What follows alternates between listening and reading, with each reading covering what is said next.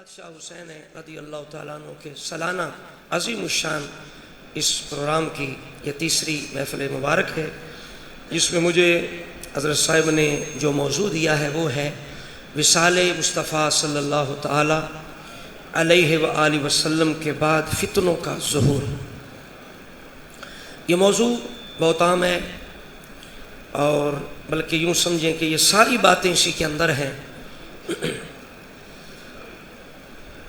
سرور کائنات صلی اللہ تعالیٰ علیہ وآلہ وسلم نے اپنی امت کو فتنوں سے خبردار فرمایا، اور اتنی مہربانی فرمائی، اتنا کرم فرمایا کہ ایک ایک بات امت کے سامنے رکھ دی، کھول کھول کے تمام فتنوں کو بیان فرمایا۔ بلکہ اللہ کریم نے محبوب پاک علیہ السلام کو وہ نگاہ نبوت عطا فرمائی کہ سرکار فرماتے ہیں کہ میں خود اپنی آنکھوں سے دیکھ رہا ہوں، فَإِنِّي لَا أَرَى الْفِتَنَ، میں اپنی آنکھوں سے فتنوں کو تمہارے گھروں میں بارش کے قطروں کی طرح گرتا دیکھ رہا۔ کیا تم دیکھ رہے ہو؟ صحابہ نے عرض کی یا رسول اللہ، نہیں، فرمایا میں دیکھ رہا ہوں، فتنوں کو گرتا دیکھ رہا ہوں۔ اور آپ فتنوں کے شر سے اللہ کی پناہ بھی حاصل کرتے، دعا فرماتے، خوف زدہ رہتے، کیونکہ فتنہ دین کو خراب کرتا ہے، دین کو لے جاتا ہے۔ اس وجہ سے فتنوں سے خبردار رہنا اور فتنوں سے بچنے کی دعا کرتے رہنا، اس کی بھی سید عالم صلی اللہ تعالیٰ علیہ وسلم نے ہمیں ہدایت عطا فرمائی۔ صحابہ کہتے ہیں نعوذ باللہ من سوء الفتن، کہ ہم فتنوں کی برائی سے اللہ تعالیٰ کی پناہ حاصل کرتے ہیں۔ اور یہ اتنی حدیثوں مبارکہ اور اتنی ارشادات ہیں، احاطہ کرنا مشکل ہے۔ کئی فتنے تو وہ تھے جو وصال مصطفیٰ صلی اللہ تعالیٰ علیہ وسلم کے بالکل فوراً بعد ظاہر ہوئے، جس طرح مسلمہ کذاب کا فتنہ تھا، منکرین ختم نبوت، منکرین زکوٰۃ، اور فتنہ مرتدین، جن کا قلع قمع امام اول خلیفہ رسول، محبوب رسول، ثانی اثنین، صاحب غار، افضل البشر بعد الانبیاء سیدنا ابو بکر صدیق رضی اللہ تعالی عنہ نے بڑے خوب طریقے سے فرمایا۔ لیکن یہ وہ فتنے تھے کہ جو عارضی تھے، جن کو اسی وقت ہی صحابہ اکرام نے ختم کر دیا، ملیا میٹ ہو گئے، ختم ہو گئے۔ کچھ فتنے ایسے ہیں جن کی رسول اللہ نے خبر دی، وہ فتنوں کی نحوست، چونکہ فتنے کا معنی ہے آزمائش، عذاب، تو اس وجہ سے وہ جو عذاب ہے فتنوں کا، جو آزمائش ہے، اس کے اثرات قیامت تک باقی رہیں گے، اور ہیں اور رہیں گے۔ حضور نے یہ بھی فرمایا کہ بخاری شریف کے اندر باب ہے، باب قول النبی الفتنۃ الفتنۃ من قبل المشرق۔ حضور نے فرمایا، یعنی امام بخاری کہتے ہیں کہ حضور نبی کریم علیہ السلام نے فرمایا ہے کہ یعنی آپ نے جو مشرق کے فتنے کی خبر دی ہے کہ فتنہ یہ مشرق کی طرف سے ظاہر ہوگا۔ اب مشرق کی طرف عراق ہے، کوفہ ہے، نجد بھی ہے، تو یہ ایک دفعہ فتنہ ظاہر نہیں ہوگا، یہ آپ ذہن میں رکھیں۔ ہم جب مشرق کی بات آتی ہے اس حدیث کی، تو ہم یہ سمجھتے ہیں کہ وہ نجد والا ایک ہی فتنہ ہے، سمجھ آ رہی؟ یہ تو چند 100 سال پہلے کی بات ہے نا، 200 یا 250 سال یا 300 سال، یہ ابن عبد الوہاب والا جو فتنہ تھا۔ لیکن نبی کریم علیہ السلام کے وصال کے جلد بعد صحابہ کے دور میں مشرق سے فتنہ ظاہر ہو گیا، عراق سے۔ اسی طرح حدیث مبارکہ کے اندر خاص کر حضور نے قتل عام کی خبر دی کہ بہت زیادہ حرج ہوگا، فتنے ظاہر ہوں گے، اور فرمایا کہ کثرت کے ساتھ حرج ہوگا. یا رسول اللہ حرج کیا؟ فرمایا القتل القتل، قتل ہوگا، قتل ہوگا، قتل عام ہوگا. اور اس فتنے کو روکنے کے لیے حضور نے فرمایا کہ جس نے ہتھیار اٹھایا ہم پر، من حمل علینا السلاح فلیس منا، جس نے ہم پر ہتھیار اٹھایا، اشارہ کیا، فرمایا اس کا ہمارے ساتھ تعلق نہیں. اس فتنے کی روک تھام کے لیے حضور نے ہتھیار کے ساتھ اشارہ کرنے سے بھی منع فرمایا، اور اس کی بھی بڑی سخت آپ نے وعید بیان فرمائی. جو اشارہ کرے، خوفزدہ کرے، وہ بھی بہت بڑا مجرم ہے. مسلمان کا قتل کرنا تو دور کی بات ہے. اسی طرح فرمایا جب دو مسلمان آپس میں لڑتے ہیں تو دونوں دوزخی ہیں، دونوں دوزخی. یا رسول اللہ دونوں کیسے؟ قتل تو ایک ہوا. فرمایا ارادہ دونوں کا تھا، ایک قتل ہو گیا، دوزخی دونوں ہیں. تو اسی طرح حدیث مبارکہ بے شمار ہیں. اب وہ فتنہ کہ جس کے اثرات آج بھی ہیں، جن کی خبر صحابہ اکرام نے مختلف انداز سے دی اور بڑی اچھی طرح واقف تھے. اللہ کریم جل وعلا نے فرمایا هو الذی ارسل رسولہ بالہدی ودین الحق لیظہرہ علی الدین کلہ وکفی باللہ شہیدا محمد الرسول اللہ. یہ دین حق جو بھیجا ہے نا، ہم نے رسول بھیجا ہدایت کے ساتھ، دین حق کے ساتھ، تاکہ سارے دینوں پر یہ دین غالب آئے. اب جیسے دین کے غلبے کی خبر دی گئی، اسی طرح دین کے غلبے کے بعد جو امت کے اندر انتشار، افتراق ظاہر ہونا تھا، اس کی بھی حضور نے خبر دی کہ اسلام غالب آئے گا، اتنا غالب آئے گا جس طرح قرآن مجید کے اندر ہے وَلَا يُمَكِّنَنَّ لَهُمْ دِينَهُمُ الَّذِي ارْتَضَىٰ لَهُمْ. اللہ جس دین سے پسند ہے اس کو دین کے اندر مضبوط کر دے گا. لیکن اس کے بعد فتنے بھی ظاہر ہوں گے، اور فتنوں پر دروازہ کون ہے؟ جس مرد کا نام ہے عمر. اچھا کہہ رہے ہو سبحان.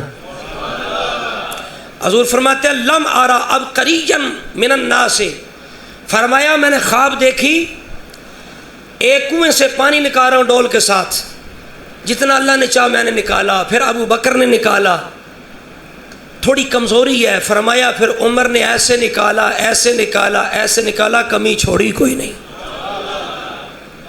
فرمایا فلم آرا عبقریا من الناس، میں نے اتنا کمال کا شخص، اتنے صلاحیت والا شخص، اتنا مرد میں نے دیکھا ہی کوئی نہیں جتنا عمر ہے. یہی تو وجہ تھی حضور فرماتے تھے اللہم اعز الاسلام بعمر بن الخطاب، اے اللہ عمر کے ذریعے سے اسلام کو عزت عطا فرما. جنوں منگے مدنی رب کولوں، جنوں منگے مدنی رب کولوں، اے ناز عمر دینا ہے. زیادہ نہیں بھی کو کنٹرول پائی، ہاں بالکل سمجھ آنی چاہیے، شور نہیں پڑھنا. جنوں منگے مدنی رب کولوں، اے ناز عمر دینا ہے. آنا ہوندا کیسر ہور نبی، اعزاز عمر دینا. اسلام دی پاک فضا دے وچ پرواز عمر دینا ہے. سر عام اذان دیواون دا آغاز عمر دینا. سر عام آغاز، سر عام اذان دیواون دا آغاز عمر دینا ہے. کتنا بڑا مرد عمر، 22 لکھ مربع میلہ دے سردار دا نام عمر. کیا بات، 22 لکھ مربع میلہ دے 22 لکھ تک اسلام غالب آ گیا. نئے نئے جناب جو مسلمان ہوئے، اوپر سے منافقین، ساری قومیں مغلوب موجود ہیں، اور ان کے دلوں میں اسلام کے لیے انتقام کی آگ بھڑک رہی ہے. وہ بظاہر آ کر میدان جنگ میں آ کر تو مسلمانوں کا مقابلہ نہیں کر سکتے، اب انہوں نے سازشوں کے جال بچھانے شروع کر دیے۔ یہی وہ فتنے کی ابتدا ہے جس سے حضرت عمر پاک پوری طرح باخبر ہیں، پوری طرح جانتے ہیں۔ سید عالم صلی اللہ تعالی علیہ وسلم نے ان سارے فتنوں کی خبر دے دی، بلکہ حضرت عثمان ذو النورین رضی اللہ تعالیٰ عنہ کے بارے میں فرمایا ذکر رسول اللہ فتنةً فقال یقتل ھذا فیھا مظلوما لعثمان، حضور نے فرمایا فتنہ ہوگا، اسی فتنے میں یہ میرا عثمان مظلوماً شہید ہوگا۔ یہ فتنوں کی خبر دے دی۔ بائی لکھ مربع میلاں دے سردار دا نام عمر رے، جے کفر نو ملیا میٹ کیتا سالار دا نام عمر رے، عدل سخا دے سائیں کیسر مینار دا نام عمر رے، اہل بیت تے پاک صحابہ دے حبدار دا نام۔ مارے واہ، گلی گلی نگر نگر عمر عمر، گلی گلی نگر نگر، گلی گلی نگر نگر، نگر نگر گلی گلی علی علی۔ کتنا بڑا مرد، کتنا بڑا مرد جدے رکے تے چل نیل پوے، کتنی بڑی کرامت جدے رکے تے چل نیل پوے، او دا سونا نام عمر ہے۔ ہتھی نپ تلوار تو ہی دینوں کیتا ملیا کیتا کفر ناکام فاروق شہید مسجد نبوی دا اچا ڈھیر مقام فاروق جڑا بشر حسینی ہے کیسر او بشر غلام فاروق، جڑا بشر حسینی ہے کیسر او بشر غلام فاروق۔ حضرت سی وقار ذرا توجہ کرنا، حضرت سیدنا فاروق اعظم رضی اللہ تعالیٰ عنہ بخاری شریف کے اندر حضرت حذیفہ بن یمان رضی اللہ تعالیٰ عنہ اس کے راوی ہیں، آپ کے شاگرد شقیق رحمت اللہ علیہ اس کے آگے راوی ہیں، تابعی ہیں، کہتے ہیں آگے یعنی یہ بیان کرتے ہیں حضرت حذیفہ نے ہمیں بیان کیا ایک دفعہ سرکار عمر پاک بیٹھے ہیں، صحابہ بھی تشریف فرمائیں، عمر پاک نے پوچھا بتاؤ بھئی فتنوں کی خبر تمہارے پاس رسول اللہ کی طرف سے جو مجھے بتاؤ۔ حضرت حذیفہ بن یمان جو اس چیز میں ماہر تھے، آپ نے چھوٹے چھوٹے فتنوں کا ذکر شروع کیا، لیکن عمر پاک نے کہا نہیں اے حذیفہ میں ان فتنوں کی بات نہیں کر رہا، بلکہ میں ان فتنوں کی بات کر رہا ہوں التی تموج کموج البحر، میں ان فتنوں کی بات کر رہا ہوں جو سمندر کی اونچی اونچی لہروں کی طرح چھلانگے مار رہے ہوں گے، ٹھاٹھے مار رہے ہوں گے، میں بڑے بڑے خطرناک زوردار فتنوں کی بات کر رہا ہوں، میں ان کے بارے میں پوچھتا ہوں۔ حضرت حذیفہ عرض کرتے ہیں قال لیس علیک منہا بأس یا امیر المؤمنین،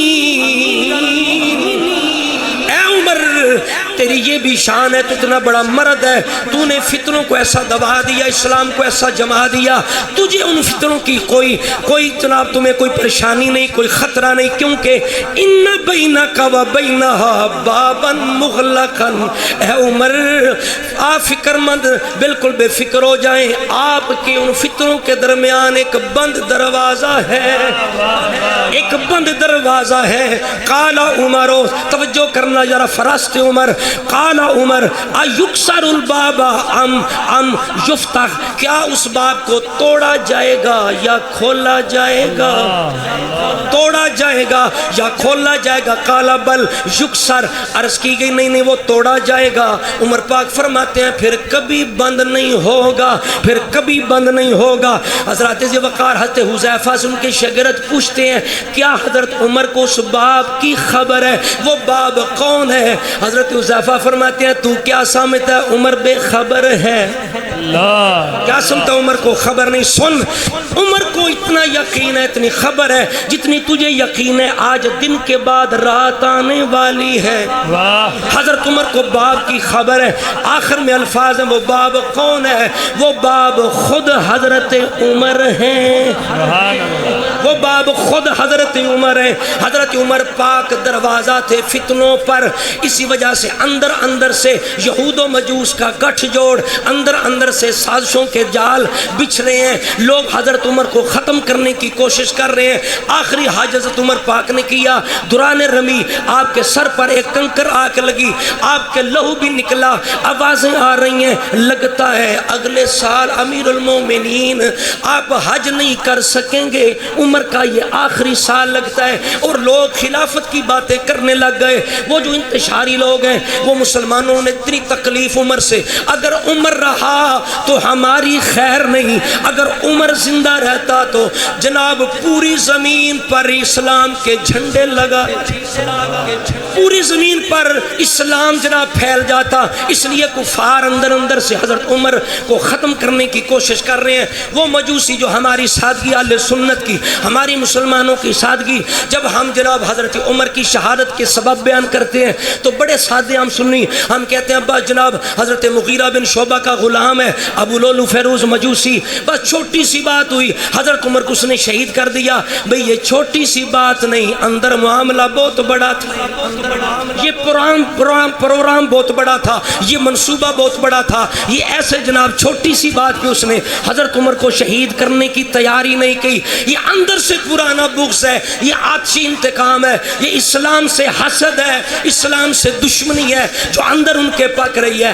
اس کا اس طرح جناب ظہور ہوا۔ حضرت عمر ان فتنوں میں، یعنی فتنوں کا جب ظہور ہوا، گویا کہ جو دروازہ تھا خود حضرت عمر جب وہ شہید ہوئے فتنوں کا دروازہ کھل گیا۔ بلکہ حضرت عمر پاک نے اپنے آخری جناب خطبے کے اندر اپنے وصال یعنی زخم لگنے سے پہلے، بدھ کو زخم لگتا ہے، آخری جمعہ جو حضرت عمر مسجد نبوی کے منبر پر بیٹھ کے پڑھاتے ہیں، آپ اپنی خواب بیان کرتے ہیں، مسلم شریف کے اندر افعال موجود ہیں، ذرا توجہ کرنا۔ حضرت عمر پاک کہتے ہیں، پہلے جناب ابو بکر صدیق رسول اللہ کا ذکر خیر کرتے ہیں، پھر کہتے ہیں لوگوں میں نے آج خواب میں مرغ دیکھا جس نے مجھے 3 ٹھونگے مارے ہیں، مجھے لگتا ہے عمر کا وقت قریب آ گیا۔ آپ نے فرمایا لیکن لوگوں یاد رکھو، لوگ کہتے ہیں مجھے کہتے ہیں وَإِنَّا قَوَامًا يَأْمُرُونَنِي أَنْ أَسْتَخْلِفَ، لوگ چاہتے ہیں میں کو خلیفہ بنا دوں۔ آگے حضرت عمر کے جو الفاظ ہیں سنہری جناب حروف ہیں، یہ سونے کے پانی کے ساتھ لکھنے والے، فرمایا إِنَّ اللَّهَ لَمْ يَكُنْ لِيُضِيعَ دِينَهُ وَلَا خِلَافَتَهُ، لیکن اللہ اپنے دین کو، خلافت کو، شریعت مصطفیٰ کو ضائع نہیں ہونے دے گا، اللہ اس کا خود محافظ ہے۔ آگے فرمایا اگر عمر کے ساتھ کچھ ہو جائے تو یہ 6 بندوں کی کمیٹی ہے، ان میں سے ایک خلیفہ بنا لینا، ان میں سے یعنی شورا ہو جائے، خلیفہ بنا لینا۔ اگلے الفاظ عمر کے کیا ہیں؟ فرماتے ہیں انی قد علمت ان قواما یطعنون فی ھذا الامر، توجہ کرنا، فرما لوگوں مجھے علم ہے عمر وہ ہے، ان اللہ جعل الحق علی لسان عمر وقلبہ، سبحان اللہ سبحان اللہ، اللہ یا رسول اللہ، حق چاری یا علی، یا علی، حسینیت، یزیدیت۔ مستدرک کے اندر ایک روایت ہے، ابو ذر غفاری رضی اللہ تعالیٰ عنہ، آپ حضرت عمر کے پاس کھڑے ہیں اور پاس سے ایک نوجوان گزرتا ہے، حضرت عمر کی زبان پہ سے نکلتا ہے نعم الفتیٰ، یہ کتنا اچھا نوجوان ہے۔ توجہ کرنا جو نوجوانوں، حضرت عمر پاک کی زبان پہ جاری ہو گیا یہ کتنا اچھا نوجوان ہے۔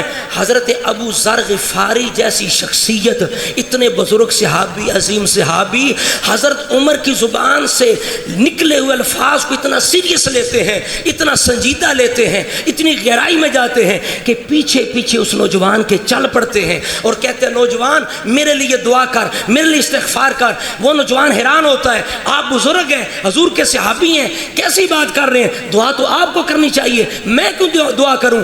آپ نے فرمایا نہیں دعا کر، تو بس دعا کر دے۔ اس نے کہا نہیں حضرت جب تک آپ وجہ نہیں بتائیں گے میں دعا نہیں کروں گا۔ ابو ذر غفاری کہتے ہیں وجہ یہ ہے آپ عمر کے پاس سے گزرے ہو، حضرت عمر نے کہا یہ کتنا اچھا نوجوان ہے، وجہ یہ ہے میں نے حضور سے سنا، حضور نے فرمایا ان اللہ جعل الحق علی لسان عمر وعلی قلبہ، اللہ نے عمر کی زبان پر، دل پر حق جاری کر دیا۔ جب عمر کے منہ سے نکل گیا تو بہترین ہے، تو واقعی بڑا بہترین ہے۔